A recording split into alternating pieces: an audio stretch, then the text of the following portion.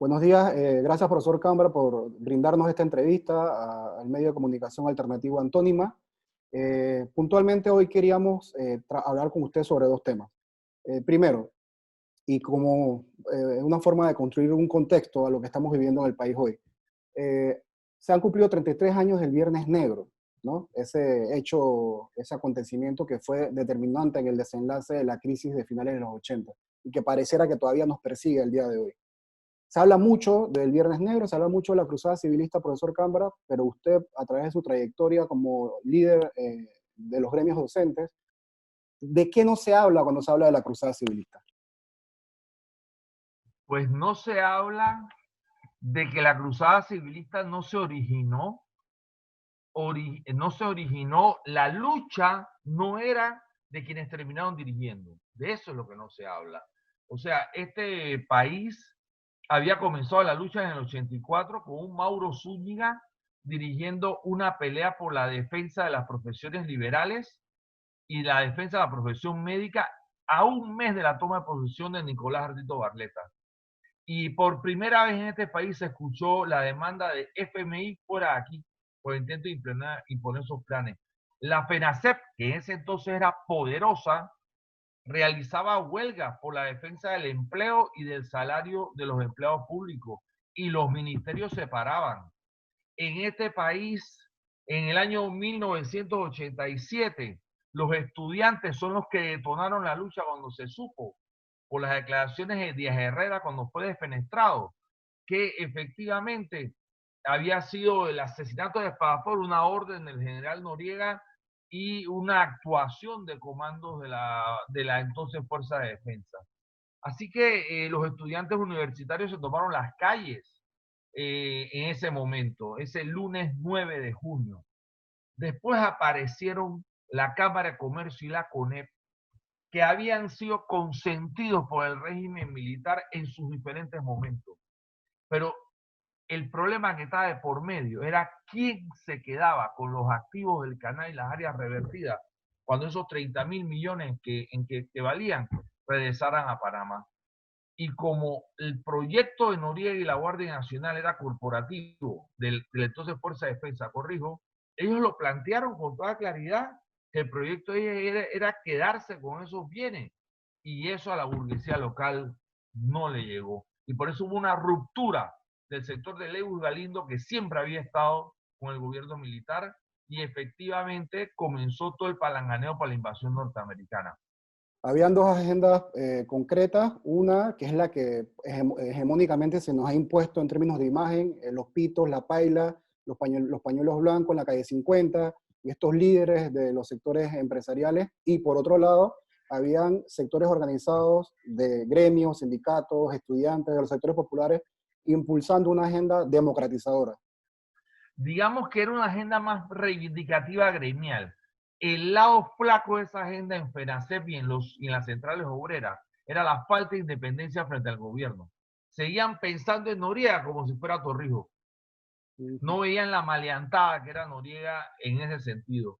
Y eso no permitió construir una fuerza, digamos, independiente que movilizara. Se intentó, fíjese, en 1988, con gente como Mauro Zúñiga o con un hombre como Alberto Quiroz Guardia. Nosotros que militábamos en el Partido Socialista de los Trabajadores intentamos impulsar el movimiento civilista popular, una convocatoria abierta a la movilización, pero en ruptura con las amenazas norteamericanas. ¿Y qué hizo la Fuerza de Defensa? Nos reprimió y yo caí preso, además. O sea, lo que quiero explicar es que eran unos lúmpenes los que estaban al frente de la Fuerza de Defensa. Y efectivamente no entendían que había habido un proceso de ruptura dentro de la cruzada civilista. Y eso impidió la posibilidad de una salida popular a la crisis, y terminó esto en invasión. Muy bien, interesante. Es importante que la gente más joven entienda y comprenda que la historia es mucho más rica de lo que se nos plantea. Insisto, el pasado nos persigue hoy, ¿no? Y hay muchos que coincidimos en lo que usted acaba de plantear, de que el centro del problema político en Panamá hoy es la pugna por la renta del canal. O sea, esto que estamos viendo en los medios de comunicación de presidente secuestrando a un diario, de la ex procuradora también siendo allanada, y todos estos choques interburgueses son parte de esa pugna por la renta canalera. En el caso de la educación, puntualmente, también pareciera que pasa lo mismo. Décadas y décadas de mesas de diálogo, décadas y décadas de hablar del tema de la educación, y la educación en Panamá da la impresión que sigue estando en franco retroceso. ¿Cuál es su opinión? Que coincido. Yo creo que primero no hay gobierno que esté interesado en que los educadores tengan una capacitación eficiente para que los estudiantes puedan construir un pensamiento crítico, un pensamiento propio. Y lo cierto es que no hay asociaciones estudiantiles. Asociaciones de estudiantes que eran la Escuela de Ciudadanía, ni existe la Federación de Estudiantes de Panamá como tal, en el sentido de un origen propio de los estudiantes. Pero además de eso, en esta coyuntura de pandemia es peor la situación. ¿Por qué? Porque mientras el gobierno hace propaganda con el tema educativo, la realidad es que está dejando que se dé la brecha digital, que es lo que corresponde a la brecha social. ¿Qué quiere decir con esto? Que están dejando por fuera de la educación a distancia, que uno de sus componentes es lo virtual, a miles de estudiantes cuyos padres están desempleados. Oiga, en este país hay 1.250.000 personas que no tienen ingresos. Dale 1.000 millones a los bancos que han tenido 1.000 millones de ganancias, más de 1.000 millones el año pasado, que son los solventes de este país, en vez de dárselo a la población panameña en un servicio gratuito de internet y en dispositivos para los que no lo tengan. Muy bien. Para finalizar, de manera muy sintética, quiero que me hables, según ustedes, el ASOPROF, según los gremios docentes, pero puntualmente ASOPROF, ¿cuáles piensan ustedes que son los tres principales problemas? Sabemos que la educación es multifactorial, los problemas educativos son multifactoriales, pero ¿cuáles serían los tres principales problemas en la educación panameña hoy? Y que nos hables de la campaña que está impulsando ASOPROF sobre la liberación de la banda ancha. El primer problema es la pandemia, que está afectando a la educación del pueblo panameño. El gobierno no ha tomado las medidas necesarias. La primera medida, de verdad, es otorgar un bono solidario que permita que la gente no tenga que salir a la calle a tratar de resolver el problema de hambre que hay en este momento. Tienen que dar por lo menos 300 balboas cercanos a la canasta básica alimentaria.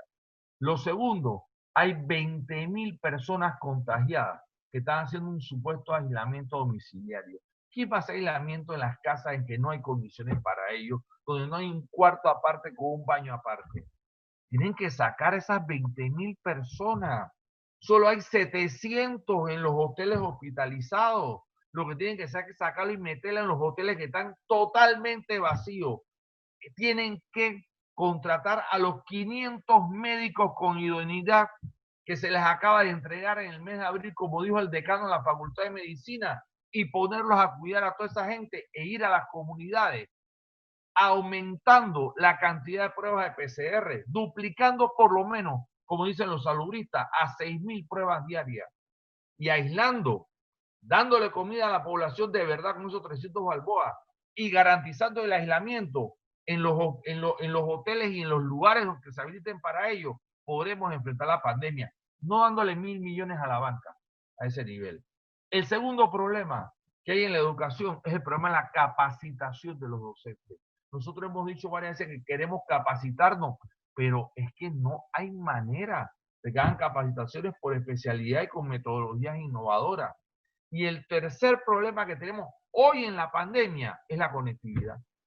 O sea, es por gusto todo lo que se haga si no se libera internet. Y por eso es la campaña fundamental de la SOPROF junto con nuestros gremios hermanos magisteriales, que es exigir de todas que haya internet libre y de buena calidad para que pueda haber educación. Si no, toda la propaganda politiquera de la estrella, de la supuesta estrella que es la educación para este gobierno, se demuestra que es falso, porque prefirió darle 1.000 millones a la banca que no lo necesitaba y en cambio no le ha dado a la educación lo que necesita, que es Internet libre.